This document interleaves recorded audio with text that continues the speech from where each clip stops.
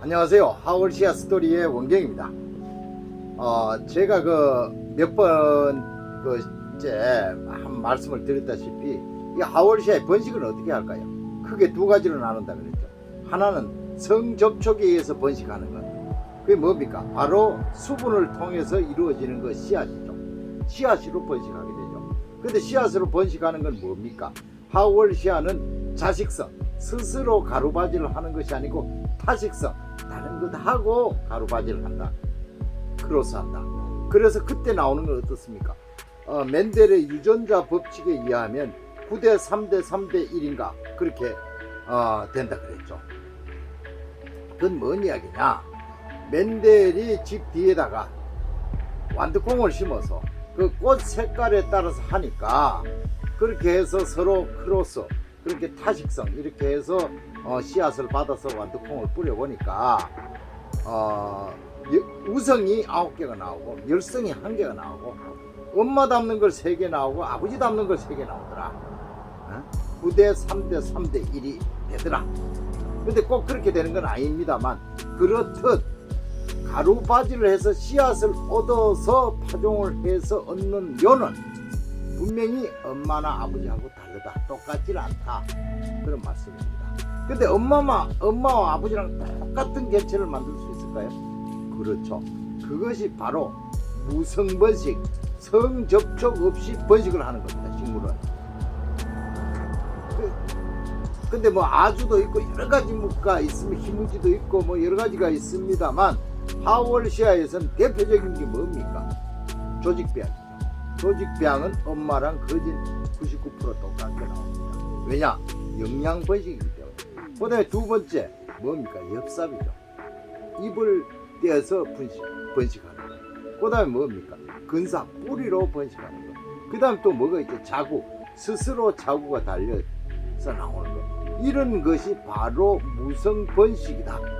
무성번식, 성접촉 없이 번식하는 것이다. 자, 그런데 이제 초창기 지금부터 한 10년만 거슬러 올라가도 하월시아 취미가들이 이제 하월시아를, 고가의 하월시아를 들려서 집에서 이렇게 잎을 땁니다. 이제 이렇게 잎을 따서 이걸 이제 잎꽂이를, 그 질석에다 잎꽂이를 해서 여기에서 나온 것, 이제 보이시는지 모르겠습니다. 요렇게 나오죠. 여기에서 나온 이런 새싹들을 다시 옮겨 심고 해서 그걸 늘려갑니다.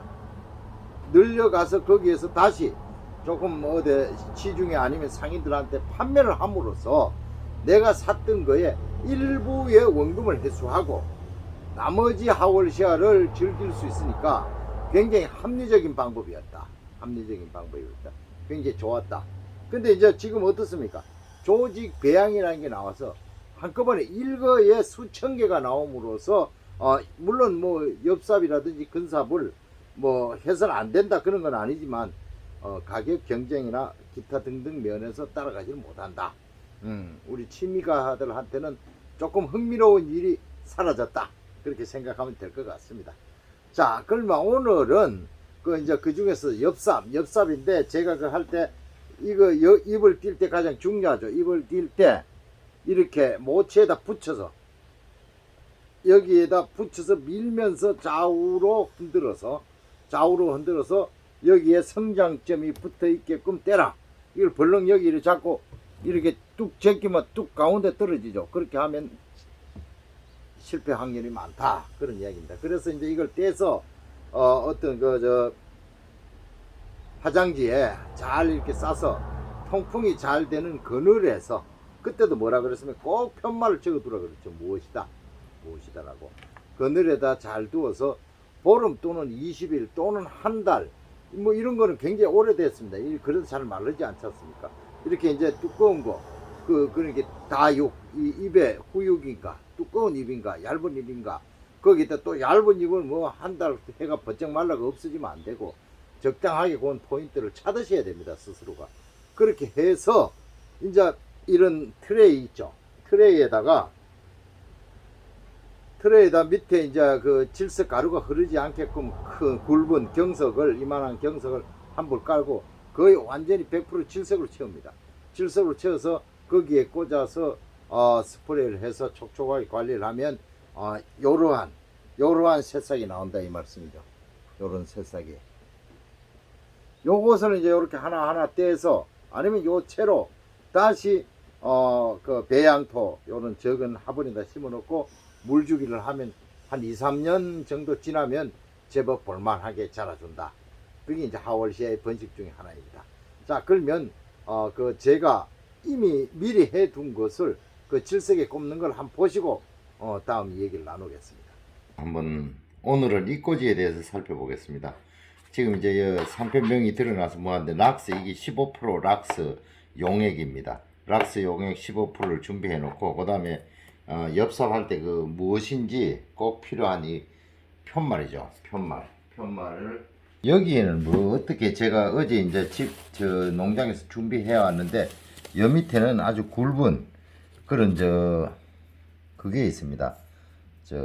난석을 한번 깔고 이 촘촘한 것이 밑으로 흘러가지 않게끔 난석을 한번 깔는 트레이에다가 이거 골고나니 매끈하니 잘 펴 주시면 좋습니다. 이거 펼 때는 이게 잘 안 펴지죠. 그래서 요렇게 저는 요래 합니다. 이 편말 같은 걸로 요래 해서 요렇게 긁어 주시면 잘 펴집니다. 이게 골고루 공극을 없애주고 골고루 이렇게 펴 주시고 그 다음에 이제 다 펴졌다. 이거 탕탕탕 치지 마세요. 이렇게 탕탕 치면 이것이 다져져서 나중에 물 빠짐이 좋지 않으니까 탕탕 치지 마시고 이렇게 잘 골라 주시면 될 것 같습니다. 그 다음에 미리 아까 준비해 둔 그 락스 용액입니다. 15% 용액을 여기다 한번 뿌려 주세요. 이렇게 락스 15% 용액을 이러면 살균이 좀 되죠. 여러분 이제 잘 아시다시피 살균을 하는데 이제 균에는 그 곰팡이 팡이류하고 또 병연선균하고 있죠. 병연선균 예를 들어 포도상 규균이다 이런 것은 항생제를 써야 됩니다. 페니실린이나 그런 걸 써야 되는데 보통 이제 곰팡이류는 이 락스를 쓰죠. 아이고 락스 냄새가 많이 납니다. 자, 그 다음에는 이제 아까 미리 준비해 둔 이게 락스 15% 용액이라 그랬죠. 락스 15% 용액에다가 미리 이제 제가 이렇게 잎을 따놓은 게 있습니다. 잎을 따놓은 게 이제 하려고 여기 보면 보이시나요? 여기 백묘라고 적혀져 있죠. 그래서 이거를 이렇게 담굽니다. 락스 15% 용액에다가 담궈서 약간 한 15도 각도로 이렇게 기울여서 이렇게 꼽죠. 자, 그 다음에 꼽고 여기다 이제 편말을 미리 하나 이렇게 백묘라는 편말을 박아 놓고 또 그 다음에 이것도 백묘죠. 백묘인데 이렇게 15% 락스에다 담가서 이렇게 약 15도 각도로 사선으로 기울여서 어느 정도 많이 꽂아줘야 돼요. 그냥 이렇게 예를 들어 이렇게 꽂아 놓으면 나중에 이거 물을 주면서 얘가 날아가고 다져지고 나면 이 공중에 그냥 드러나게 됩니다. 그래서 꽤 좀 깊게 꽂아줘야 된다. 그런 말씀을 드리겠습니다. 그 다음에 이제 이건데 이것도 이제 이렇게 미리 좀 담가 놔셔야 됩니다. 그 다음에 여기다가 편말에다가 이제 제가 공작이죠. 이제 여기다가 공작이라고 이렇게 적으시고 그 다음에 날짜를 적어 놓으면 좋습니다. 2021년 12월 25일 이렇게 적어 놓으면 나중에 이게 언제 했는데 언제 컸구나. 자, 그 다음에 이제 공작입니다. 공작을 요 정도 사이 두세요. 요거와 요 사이는 그 정도로 두는 게 좋다. 그 다음에 이제 이것도 하나하나 이렇게 들어서 자, 여기에다가 약간 15도 각도로 어느 정도 두께인지 깊이인지 아시겠죠? 짐작이 가실는지 모르겠습니다만 이제 잎도 이거 따실 때 이 보시면 다 이렇게 성장점이 붙어 있게 땄습니다. 붙어 있게 따서 이건 한 달 정도 말린 겁니다. 이거는 한 달 정도 상처가 없죠. 이런 것은 이꼬지가 잘 됩니다. 자, 요렇게 그 다음에 또 건져서 요렇게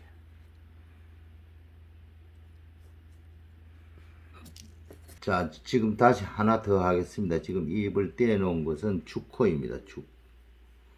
좋고 그 이름이 굉장히 중요합니다. 이 나중에 헷갈려서 2021년 12월 25일 뭐 날짜에 그렇습니다만 이게 나중에 헷갈려가 상인들이 혹시 이꼬지 해서 뭐 얼토당토 하는 것을 그것으로 오고 파는 경우가 있는데 그런 게 바로 이런 경우입니다. 이름을 몰라버리면 하울시아는 완전히 성촉이 되기 전까지는 그것이 뭔지 아무리 전문가라도 잘 파악하기 어렵습니다. 그래서 이름이 아주 중요하다. 이거를 이름부터 잘 관리하는 것을 배워야 된다. 그래서 제가 한번 말씀드렸죠. 일본에서 오하나 씨가 와서 저희 집에 그 분갈이를 해줄 때 자구를 뗀 것을 이름을 적지 않고는 나는 당신이 그 이름을 적지 않으면 나는 다음을 진행하지 않겠다라고 얘기했다고 한번 말씀드렸습니다. 자, 이제 다 이렇게 꽉 찼습니다. 조금 제가 보여드리려고 좀 복잡하게 했는데 이제 이게 15% 미리 만들어 놓은 15% 낙스 용액입니다. 자, 그래서 다시 이렇게 한번 쭉 뿌려주세요. 이렇게 쭉 뿌려주시고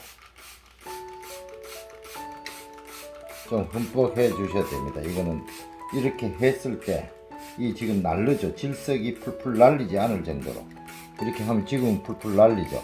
질석이 날리지 않을 정도로 이렇게 좀 흠뻑 물을 뿌려 주셔야 됩니다. 처음에는.